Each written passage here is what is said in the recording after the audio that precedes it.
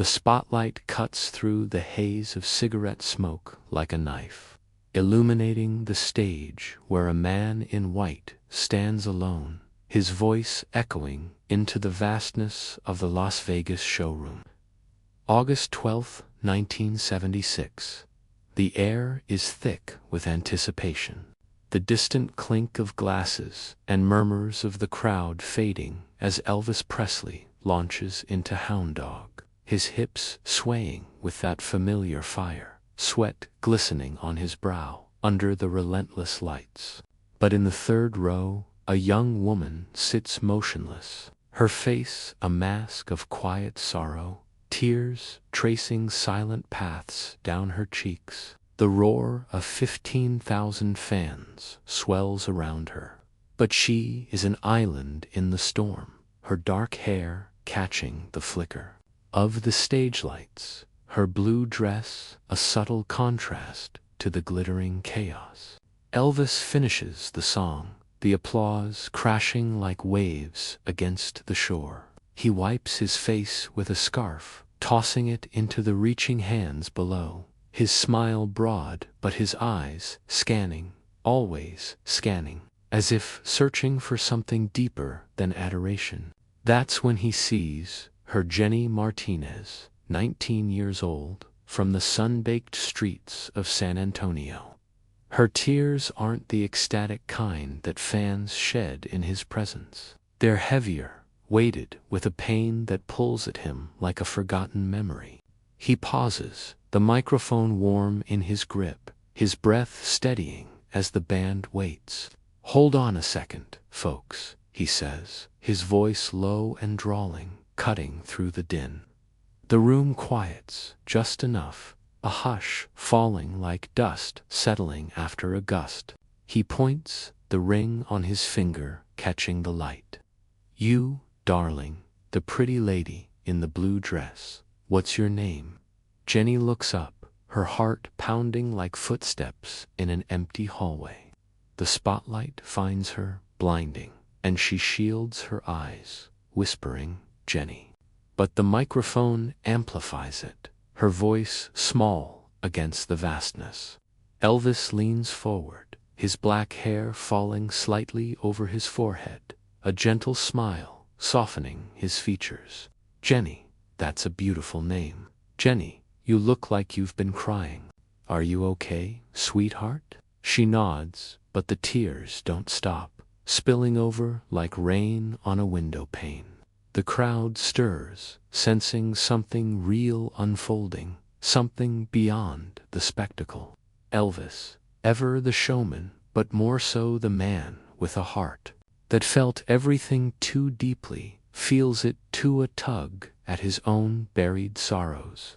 His mother, Gladys, gone nearly 2 decades now, her absence a shadow that never quite lifted. He knows grief's quiet language. "Don't be nervous, honey," he says, extending a hand as security moves to help her up the steps. The stage feels like another world under her feet, the wood creaking slightly, the heat from the lights pressing down. Elvis pulls her close, his arm around her shoulders, the scent of his cologne mingling with the faint aroma of stage makeup and leather. "These folks are friendly. Tell them where you're from." Her voice trembles. "San Antonio." The audience cheers, but it's polite, waiting. Elvis nods, his eyes locking on hers, blue meeting brown in a moment of unspoken understanding. "San Antonio. I love Texas. Beautiful state, beautiful people. Now, Jenny, I saw you crying down there. Want to tell me what's wrong?" The words hang in the air, the band members exchanging glances, instruments silent. Jenny hesitates, her hands clasped tightly, knuckles white.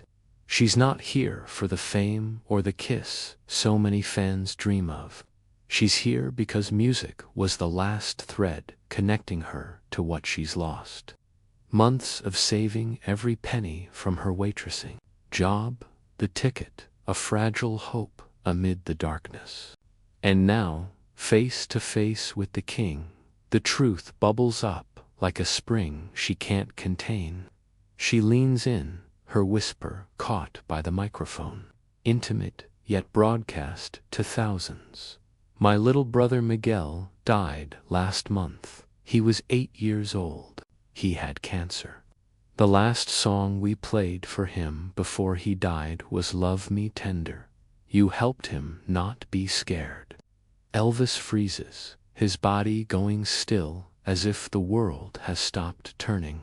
The smile fades, replaced by a flicker of raw pain, his eyes widening slightly. The crowd murmurs, fragments of her words rippling through the rows like whispers in a confessional. He asks, voice barely above a breath, "What did you say, darling?" Jenny, tears flowing freely now, repeats it, her voice cracking, "My little brother, he loved you so much. When he was dying, we played your music for him. It made him peaceful." The silence deepens, the air heavy, charged with emotion. Elvis's hand tightens on the microphone stand, his other arm still around her, as if holding on for balance. Memories flood him, his own losses, the weight of fame that sometimes felt like chains. The nights alone in hotel rooms where the applause faded to nothing. Then it happens. The king of rock and roll, unbreakable in the eyes of the world, breaks. His shoulders shake, tears welling in his eyes, spilling over without shame. The audience gasps, a collective intake of breath, as Elvis Presley cries on stage, his face contorted in genuine heartbreak. Charlie Hodge, his faithful guitarist, steps closer, concern etched on his face, but Elvis waves him off gently. The tears come from a place deep within, stirred by this young woman's story, a reminder of life's fragility. Magellan, innocent boy, taken too soon, finding solace in a song Elvis recorded years ago in a Hollywood studio, never imagining its reach.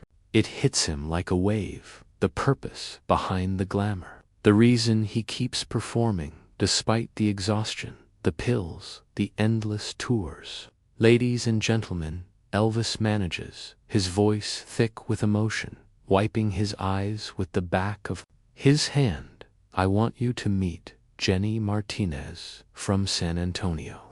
She just told me about her little brother, Miguel, who passed away last month. He was 8 years old, and he loved music. The room is pin-drop silent now, breaths held, some fans dabbing at their own eyes.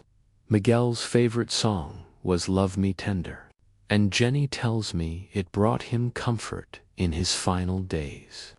I can't think of a greater honor than knowing that something I recorded helped a little boy not be afraid. He pauses, composing himself, the tears still glistening on his cheeks. Jenny stands beside him, her own sorrow mirrored in his. But there's a spark of connection, a shared vulnerability that transcends the stage in that moment. As the lights dim slightly and the band readies, Elvis feels a renewed sense of why he does this, not for the adulation, but for these hidden truths, these human threads that bind us all. And if this tale of quiet courage moves you as it did those present that night, remember to like, subscribe, and share these untold whispers from the past, so more souls can find their way through the shadows. Honey, I want to sing that song right now, Elvis says to Jenny, his voice steadying, though the emotion lingers like fog in the morning air. And I want you to stay up here with me. Can you do that? She nods, too overwhelmed to speak, her hand trembling as he guides her to the piano. The crowd watches in rapt silence as Elvis sits on the bench, his fingers hovering over the keys, the wood cool under his touch. He dedicates it softly.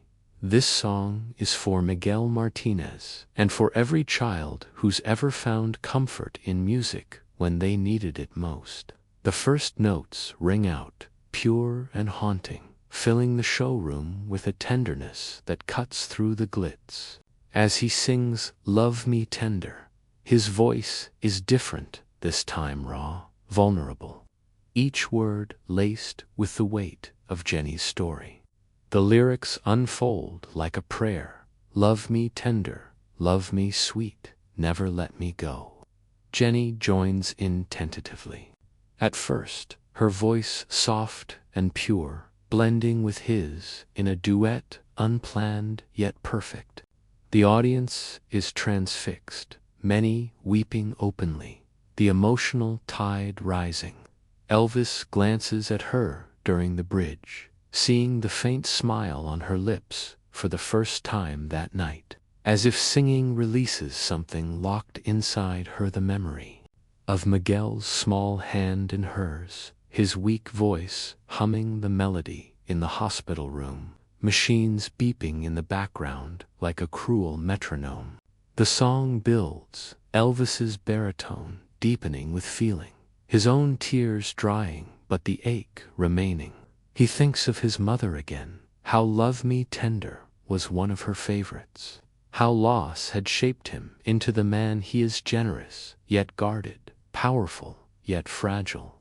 Jenny's presence reminds him of that duality, her grief echoing his own unspoken burdens. The final notes fade, and the arena erupts not in wild cheers, but in a standing ovation that builds slowly, reverently, lasting minutes on end. It's applause for the music, yes, but more for the humanity exposed, for the boy remembered, for the sister who shared her pain. Elvis hugs Jenny tightly, his embrace warm and fatherly, whispering in her ear, "Thank you. Thank you for sharing Miguel with me. I'll never forget him." She nods, stepping back as security helps her down, the crowd partying like a sea as she returns to her seat, forever changed. Elvis stands alone now, the spotlight harsh on his face, collecting himself with a deep breath. His voice, when he speaks again, is reflective, haunted by the moment. "You know, folks, we all get caught up in the lights and the glamour and the excitement of a show like this. But sometimes, something happens that reminds you what music is really about. It's about connecting with people. It's about being there when someone needs comfort, or hope, or just a reason to smile." The band strikes up the next song, but the energy has shifted. The concert continues. Yet, an undercurrent of introspection lingers. Backstage later, as the echoes of applause fade, Elvis sits in his dressing room, the mirror reflecting a man weary but touched. Joe Esposito, his road manager, enters quietly, the door clicking shut behind him. "That was something else out there, boss," Joe says, handing him a towel. Elvis nods, staring at his reflection, the makeup smudged from tears. That little girl, her brother. "It got to me," Joe reminded me of Mama. How music was her escape, too.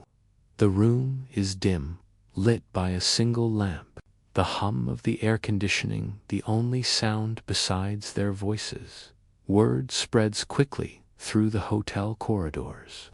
Fans whispering about the emotional interlude, bootleg tapes capturing the raw authenticity for posterity.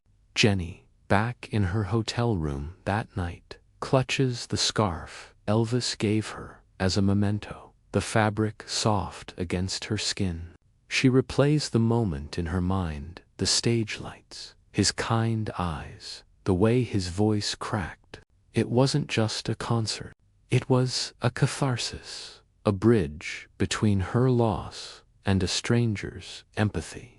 In the days that follow, letters pour in to Elvis's team. fans sharing their own stories of how his songs eased their pains. A ripple effect from one young woman's courage.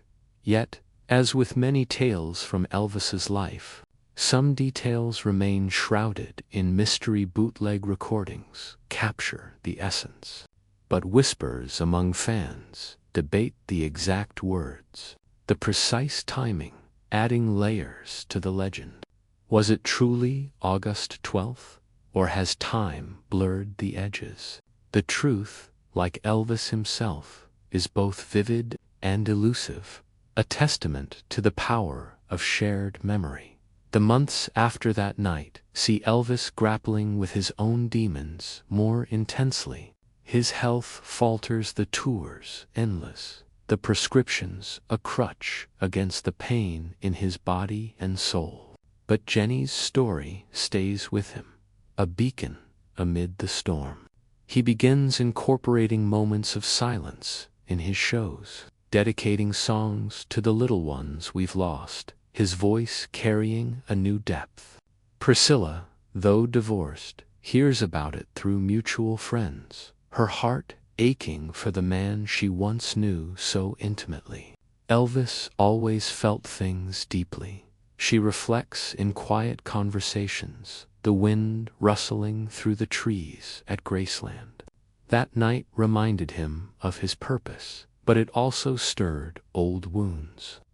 Jenny returns to San Antonio transformed, the grief for Miguel still sharp but softened by the unexpected kindness. She starts volunteering at the local hospital, playing Elvis records for sick children, watching their faces light up as "Love Me Tender" fills the sterile rooms.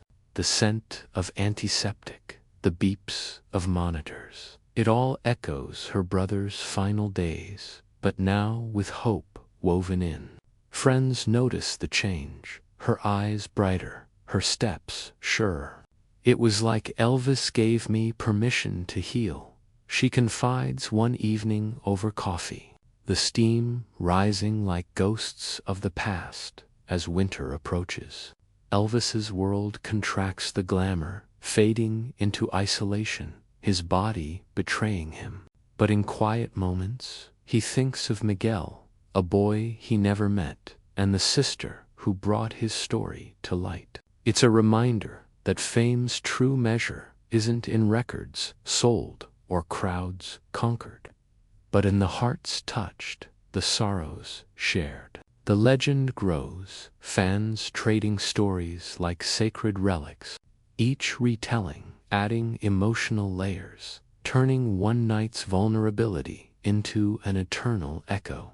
Years pass, the calendar pages turning like leaves in an autumn wind, but the echo of that August night in 1976 lingers in the collective memory of those who cherish Elvis's legacy. Graceland stands sentinel in Memphis, its white columns bathed in the soft glow of twilight, where fans gather annually on the anniversary, candles flickering in the humid air, their flames dancing like distant stage lights. Whispers circulate among them. Did it really happen exactly as told? Bootleg tapes, grainy and treasured, offer fragments. Elvis's voice breaking. The hush of the crowd, a young woman's soft sobs. Yet historians pore over concert logs, finding no official record of Jenny Martinez in the guest lists or reviews from that era. Speculation swirls like smoke. Perhaps the names were changed to protect privacy. Or maybe it's a composite of several emotional encounters Elvis had, blended by time into one poignant narrative. The truth, veiled in the mists of adoration, remains a sacred enigma, inviting each listener to fill the gaps with their own heartache in the quiet hours at Graceland. Vernon Presley, Elvis's father, sits in the jungle room, the animal print walls enclosing him like a forgotten jungle.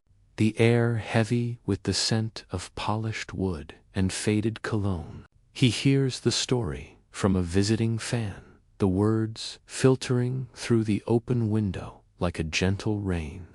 Vernon's hands, weathered from years of hard work, tremble slightly as he lights a cigarette, the match flare illuminating his lined face. Son always had a soft spot for the hurting ones, he murmurs to himself, remembering Elvis as a boy in Tupelo, sharing his lunch with the poorest kids. His generosity, a seed that grew into the man who gave away Cadillacs like candy. If Jenny's tale is true, or even if it's woven from threads of similar truths, the one who wept privately over fan letters detailing personal tragedies, his responses, handwritten in the dead of night, Priscilla, in her California home, the ocean waves crashing outside like applause, reflects on the man she married at 21. She flips through old photo albums, the pages crisp under her fingers, images of Elvis on stage, frozen in time, his smile radiant, but his eyes often distant, shadowed by unspoken burdens. Hearing the story through the grapevine, she pauses on a picture from 1976. Elvis in his jumpsuit, the eagle emblem gleaming. He carried so much inside, she confides to a close friend over tea, the steam rising in curls. Loss was his constant companion after Mama Gladys passed. If that girl shared her brother's story, it would have pierced him straight through. Priscilla wonders about the uncertainties. No diary entries mention it. No close aides confirm the details outright. Yet it feels authentic, a piece of the puzzle that was Elvis's empathetic soul, always attuned to the pain of others, even as his own health waned. Meanwhile, in San Antonio, Genevieve, she exists beyond the legend might walk the streets where she grew up. The sun beating down on adobe walls, the distant strum of mariachi guitars evoking memories. Perhaps she married, had children of her own, naming one Miguel in quiet tribute. The foundation she supposedly started, aiding music therapy for ill children, could be a real entity or a hopeful fabrication. Searches through archives yield similar programs inspired by Elvis, but none directly linked to this night. Volunteers in hospitals play his records still, watching young faces relax amid the beeps of monitors, the sterile scent of disinfectant mingling with the melody of Can't Help Falling in Love. Jenny's story, whether fact or folklore, inspires acts of kindness, fans donating to cancer research, sharing their own losses in online forums, the digital glow of screens illuminating tear-streaked faces. Elvis's inner circle, those who traveled the endless roads with him, add their voices to the tapestry. Lamar Fike, one of the Memphis Mafia, leans back in a worn armchair during an interview years later. The tape recorder worries softly. Boss was emotional that year, he recalls, his voice gravelly from age. Tours were grueling, his body aching, but he'd stop everything for a fan in need. He chuckles faintly, but his eyes mist over. That girl and her brother. I don't remember her name, but something like that happened more than once. Details get fuzzy, you know, but the tears, those were real. Disputes arise among biographers, some dismiss it as myth, pointing to the lack of corroborating footage, while others embrace it as emblematic of Elvis's humanity. A counterpoint to the tabloid tales of excess. As the 1980s dawn, Elvis's music experiences a revival, radio waves carrying his voice across generations. In a small Texas town, a boy battling illness listens to Love Me Tender on a cassette player, his mother's hand in his, the room dim with drawn curtains. He doesn't know the story, but the song's gentleness eases his fear, much like it did for the legendary Miguel. The emotional ripple continues, touching lives unseen, a testament to music's enduring power. Speculation persists: was the concert date accurate, or shifted to fit the narrative? Fan conventions debated over coffee, the aroma blending with the scent of vinyl records, each theory deepening the bond to the king. The story evolves, passed from parent to child like a family heirloom, polished by in the glow of a bedside lamp. A grandmother shares it with her granddaughter, the girl's eyes wide with wonder. Elvis wasn't just a singer, she says, her voice soft as silk. He was a healer in his way. The child imagines the stage, the lights, the tears, feeling a connection to a man gone before her birth. Yet questions lingered: did Jenny ever speak publicly, or is her voice lost to time? Archives hold no interviews, but the heart accepts what the mind questions, finding truth in the emotion, if not the facts. Graceland's meditation garden, where Elvis rests beside Gladys, becomes a pilgrimage site for those moved by the tale. Flowers pile up on August 12th each year, notes tucked among petals. For Miguel, thank you for the comfort. The wind rustles the leaves overhead, carrying whispers of doubt and devotion alike. Priscilla visits occasionally, kneeling in the quiet, her fingers tracing the stone. She ponders the mysteries. Perhaps the story is a beautiful invention, born from fans' desire to humanize their idol. Or maybe it's rooted in a forgotten moment, amplified by love. Either way, it reveals Elvis's essence, a man whose fame couldn't shield his tender heart in the broader world. Music therapy gains ground, studies citing the soothing effects of melodies on suffering souls. Elvis's songs feature in programs worldwide, his legacy extending beyond entertainment. Jenny's supposed foundation, if imagined, inspires real ones' charities bearing his name, helping children through art. The uncertainty adds depth. Is it speculation that fuels such good, or hidden truth? Fans don't mind the ambiguity. It keeps the story alive, breathing, evolving as decades unfold. The narrative finds new mediums: books, documentaries, podcasts, each version layering psychological nuance.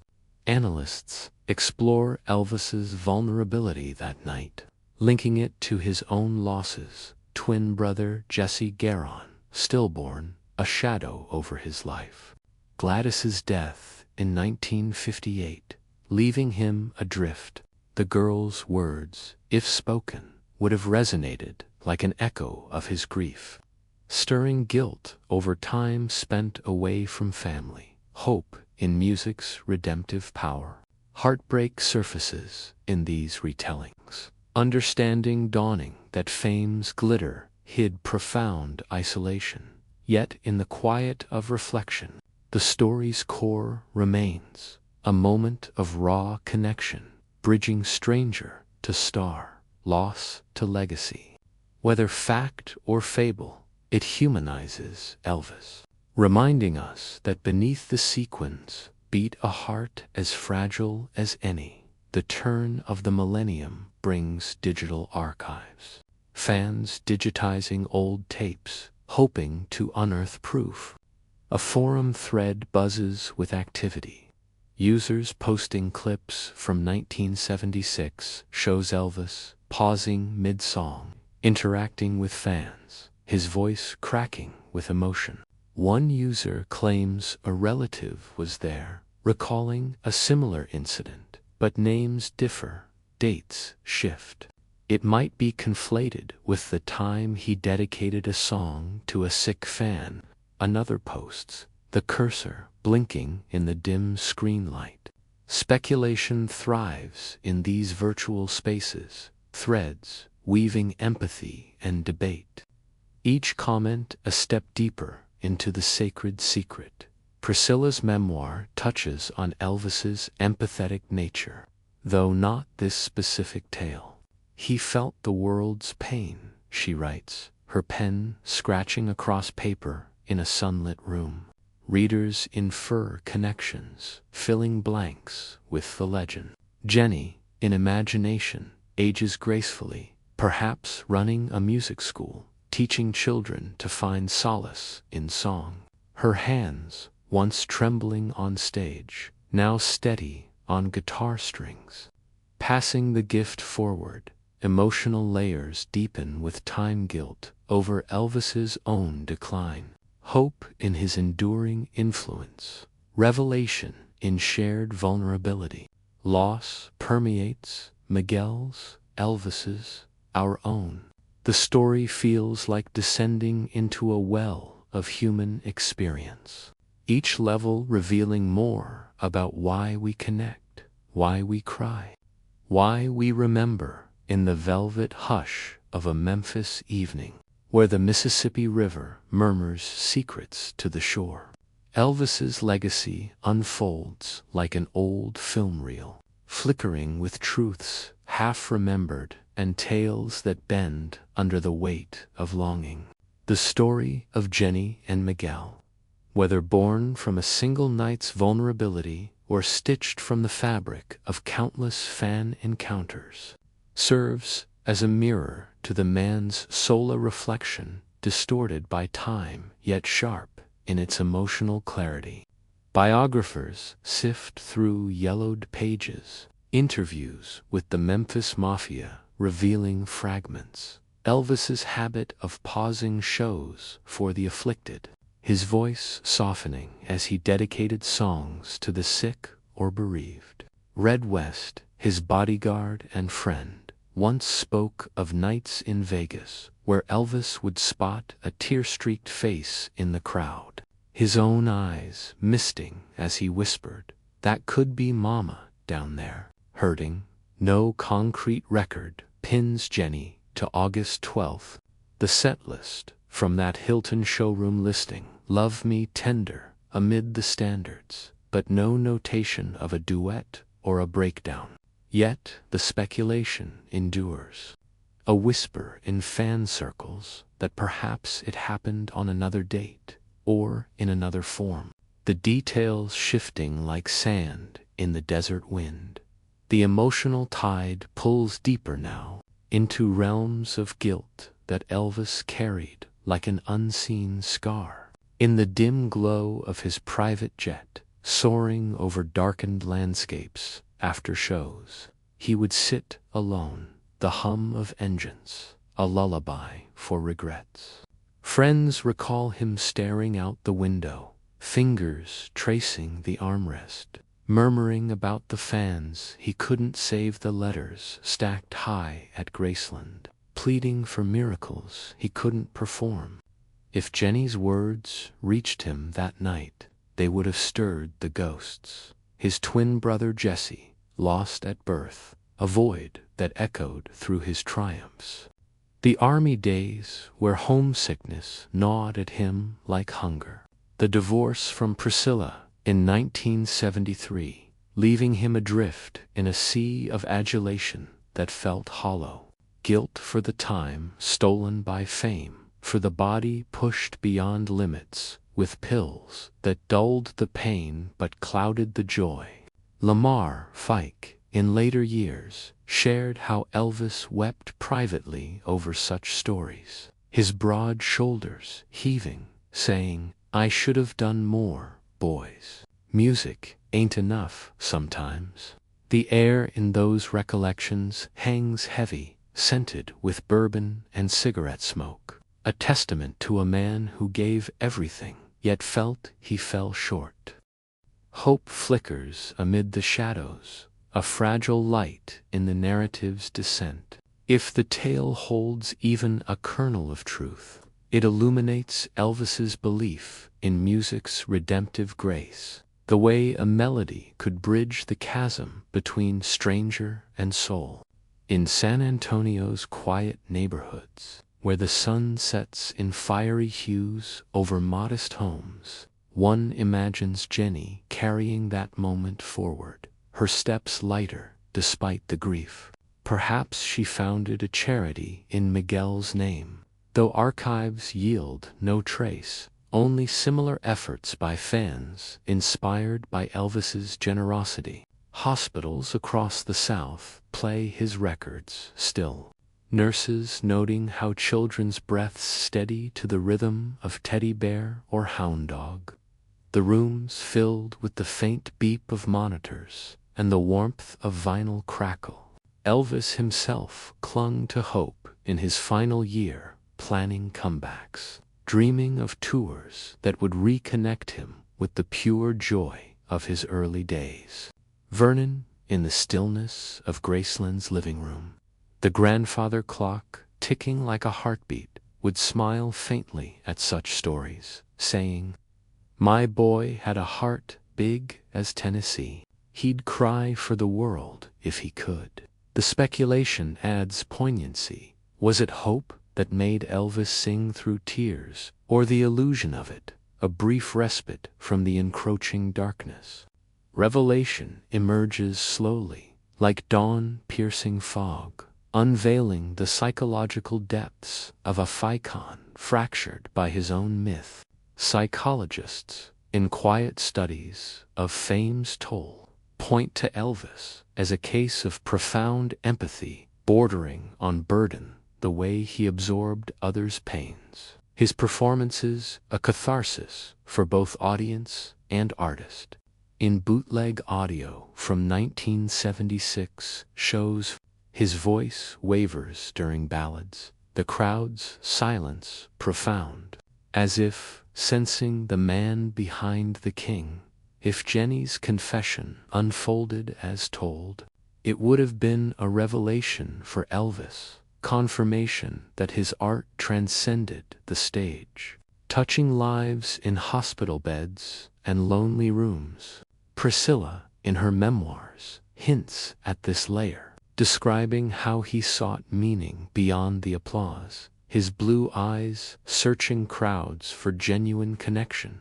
The uncertainty enhances the sacredness. Disputed dates, unnamed witnessers, turning the story into a parable of human fragility. Fans at conventions, huddled around tables laden with memorabilia, debate it with hushed reverence, the scent of coffee mingling with nostalgia. Each theory a step toward understanding the loneliness that fame imposed. Loss weaves through it all, an undercurrent growing stronger, pulling toward the inevitable. August 16, 1977, dawns hot in Memphis. The news rippling out like a stone in still water. Elvis gone at 42, found in the bathroom at Graceland, the marble cold underfoot. The world mourns, crowds gathering outside the gates, sobs echoing in the humid air, flowers piling like offerings to a fallen god. Jenny's tale, if real, gains tragic irony, a moment of shared sorrow foreshadowing his own end. The body ravaged by years of excess, the spirit weary from giving too much. Biographies detail the final months, swollen ankles, slurred speeches, yet flashes of the old charisma. Charlie Hodge, handing him a guitar in those last rehearsals, saw the tears unshed, the voice still golden but strained. The story's disputed nature amplifies the loss, if invented. It speaks to our collective grief, a fabricated memory to fill the void left by his absence. If true, it's a final gift, a reminder of his humanity amid the legend. The narrative descends into the sacred secret of what drove Elvis the why behind the actions. The pulse of a heart that beat for others even as it faltered. In the quiet chapel at Graceland, where candles flicker eternally, visitors kneel, whispering prayers that blend fact with folklore. The emotional flow culminates here, empathy for the young woman bearing her soul, tension in the king's unexpected vulnerability, heartbreak in the boy's untimely passing, an understanding that fame's glitter hides profound isolation.